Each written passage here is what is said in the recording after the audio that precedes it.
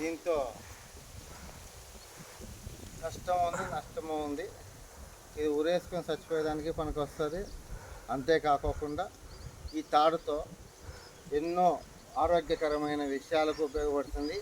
మనం ఎప్పుడు పాజిటివ్గా ఆలోచించాలి. కాబట్టి ఈ తాడు అనేది మన ఆత్మరక్షణకు ఉపయోగపడుతుంది, మన శరీర శక్తికి ఉపయోగపడుతుంది.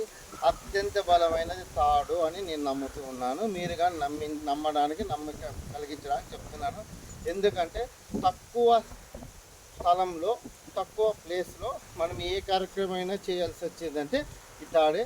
కానీ మీకు నిజం సత్యం తెలాలంటే మనిషికి ఎక్కువ శక్తి, ఎనర్జీ అనేది ఖర్చు అవుతుందంటే ఫస్ట్ స్విమ్మింగు, తర్వాత రన్నింగు, థర్డ్ స్కిప్పింగ్. ఈ 3 చేయడం వల్ల ముఖ్యంగా ఈ తాడు ఆటల వల్ల ఎంత ఉపయోగం ఉంటుందంటే మన శరీరంలో కింద బ్రొటన వేలు, చిటికన వేలు దగ్గర నుంచి తలలో ఉండే వెంట్రుక వరకు ఇది ఎక్సర్సైజ్ చేయడానికి ఉపయోగపడుతుంది. దీనివల్ల మన శరీరంలో ఉండి ప్రతి ఒక్క అవయవము పనిచేస్తుంది, పని చేయబడుతుంది, పని జరుగుతుంది. దీనివల్ల ఎన్నో ఉపయోగాలు ఉన్నాయి.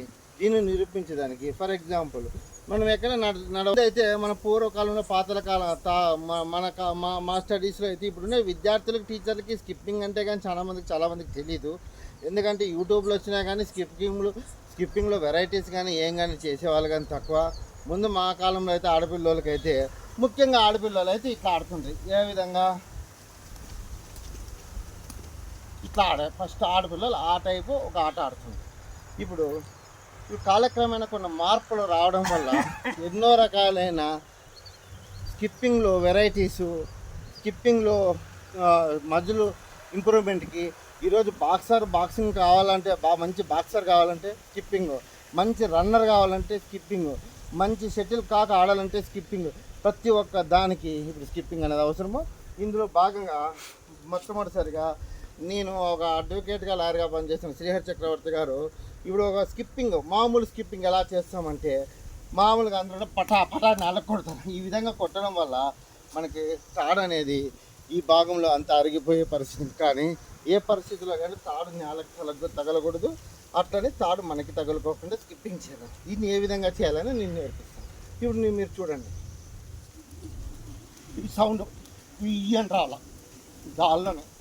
దీన్ని ఒకటి నెంబర్ 1 ఇప్పుడు ఈ స్కిప్పింగ్. ఇప్పుడు నెంబర్ 2 స్కిప్పింగ్లో వెరైటీస్ చూపిస్తున్నాను. నెంబర్ 1, నెంబర్ 2 సింగల్ కాదు ఈ విధంగా. రెండవది ఇప్పుడు మూడవది చూపిస్తాను చూడండి. మూడవది చాలా ట్రిక్గా ఉంటుంది. అంటే చాలా చేయాలనే కాన్సెప్ట్ ఉన్నప్పుడు మనకి ఏది చేసినా ఒక థ్రిల్గా ఉంటుంది. ఇప్పుడు చూడండి ఇలా చేసి చూడము, ఇలా చేస్తూ